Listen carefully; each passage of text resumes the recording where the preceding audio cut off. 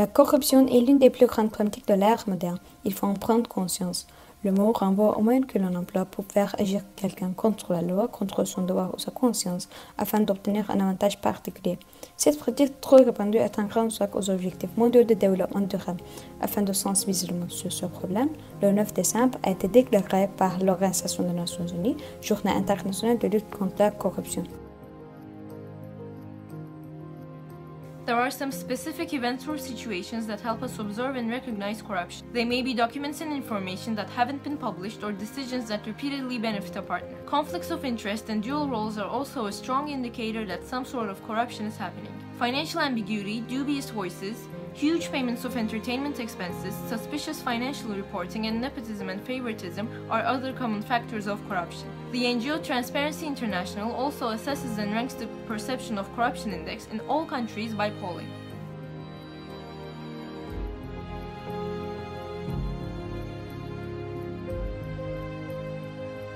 Corrompre un agent public revient à le détourner de sa mission de service public ou de son mandat électoral au profit d'un intérêt privé. La corruption d'agents publics est la plus sévèrement punie, et la corruption de magistrats est même considérée comme un crime, pas un délit. Le détournement de fonds est l'opération qui désigne l'utilisation illégale des biens ou du budget appartenant à une collectivité.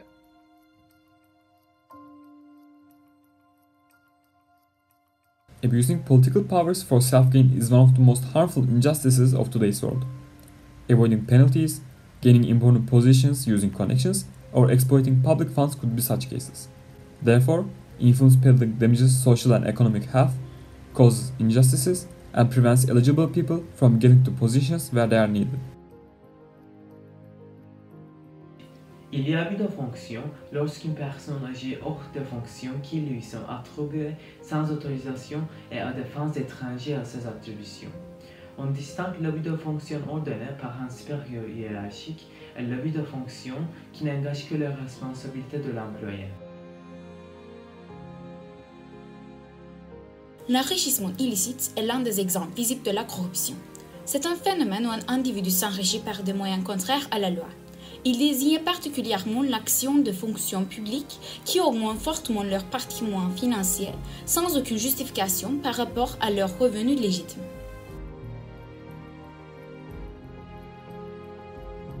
En raison de la mondialisation de la vie commerciale, la lutte contre la corruption dans le secteur privé est devenue une question juridique internationale. Aussi bien pour l'OCDE, le Conseil de l'Europe, que pour les Nations Unies, le secteur privé a un rôle essentiel à jouer pour la prévention de la corruption dans le monde.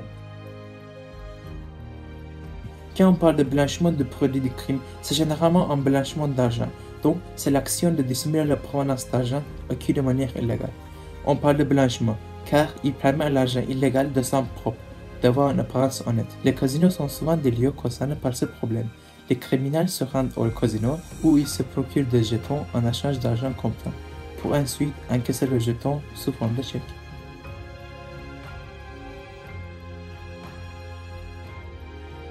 Le recel est le fait de dissimuler, de détenir ou de transmettre une chose en sachant que cette chose provient d'un crime ou d'un délit.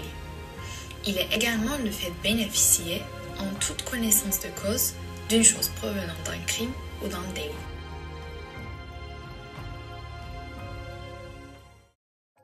There are many crimes against justice, stopping the execution of justice and avoiding punishment, two of which are assault and threat that prevent the public officer from performing his duty.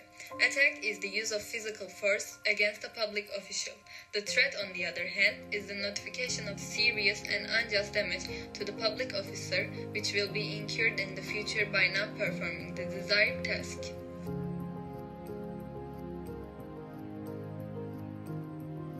Unfortunately, corruption is a shapeshifter, and bribery is merely one of the faces, another one being political corruption.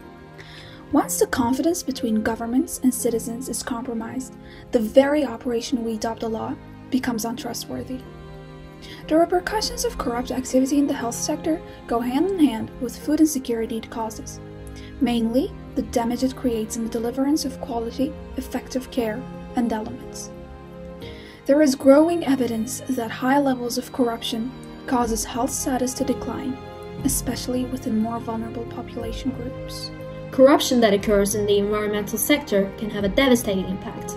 Such practices include embezzlement during the implementation of environmental programs, grant corruption in the issuance of permits and licenses for natural resources exploitation, and petty bribery of law enforcers. One of the most severe effects of bribery and corruption is the human element. Bribery is not only detrimental to the economic activities of a business, it also affects staff morale and performance. Employees that know that they're working for an unethical company are more likely to be unmotivated and disinterested in their work. So this can lead to high staff turnover.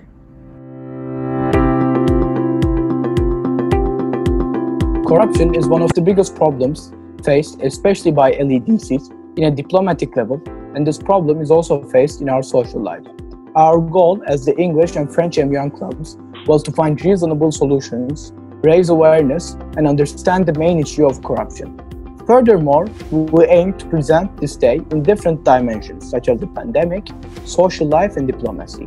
Le seul moyen pour les jeunes citoyens de tous pays de lutter contre la corruption est d'y rester sensible, de faire entendre sa voix et de ne pas se résigner.